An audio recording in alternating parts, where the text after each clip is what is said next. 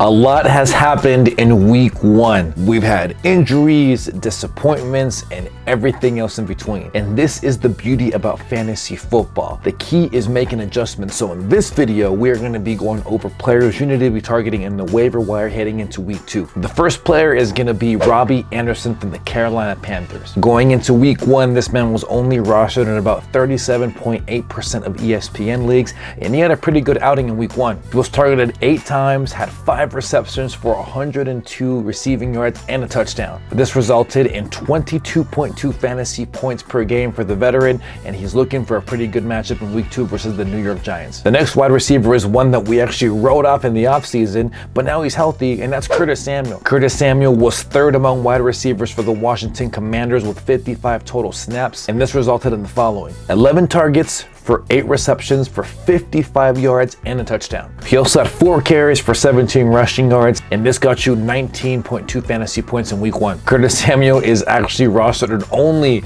a very low 8.4% of teams, and he should be a primary pickup for you headed into week 2. Now, this next wide receiver is actually rostered in a pretty good amount of leagues. He's rostered in 58.2% of ESPN leagues, but still keep an eye out for him, see if he's out there in your league. And this player is none other than Jarvis Landry from the New Orleans Saints. The veteran Jameis Winston actually targeted Jarvis Landry 9 different times. Landry hauled in 7 of them for a total of 114 receiving yards, equating to about 19 fantasy points in week 1. Now we're going to transition over to the running backs. If you're looking for someone that's gonna actually surprise you, it's gonna be Burkhead from the Houston Texans. I know all the talk in the offseason was Dameon Pierce, but the reality is week 1 we saw a whole different game plan. Burkhead actually was 13th among all running backs with most carries in week 1, and he actually had a pretty good snap count as well. Compared to Dameon Pierce's 20, he actually had 48 leading the way from the running back room in Houston. He also was targeted 8 different times in the passing game, reeling in 5 receptions for about 30 yards. In week 2, he's going to be facing the Denver Broncos, and we're expecting a game script that will heavily involve him,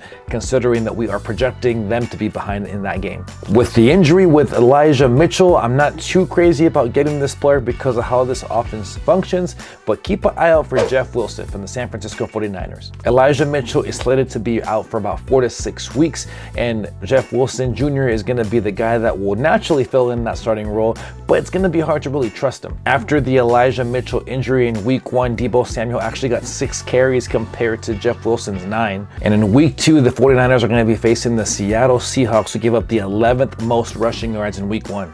Jeff Wilson is someone that you should be targeting, but he shouldn't be a priority ad. But just so that way you know, he's actually only rostered in 3.5% of ESPN leagues. If you're looking for a quarterback to replace the injured Dak Prescott, who's gonna be out for about 8 weeks, be sure to target Carson Wentz from the Washington Commanders. Carson Wentz was the quarterback number 3 going up against the Jacksonville Jaguars. He threw for over 300 yards and also had 4 touchdowns. He also rushed for 12 on the ground, resulting in over 27 points in fantasy football. Wentz is only rostered in about 16% of fantasy leagues and should be a primary pick for you considering who he's facing in week 2. And in week 2, the Washington Commanders are going to be facing the Detroit Lions, who just gave up a total of 333 yards to the quarterback position in week 1. Fantasy football is all about making adjustments, and hopefully these players will help you make the right adjustments. That way you can position your teams for success in week 2 of the fantasy football season.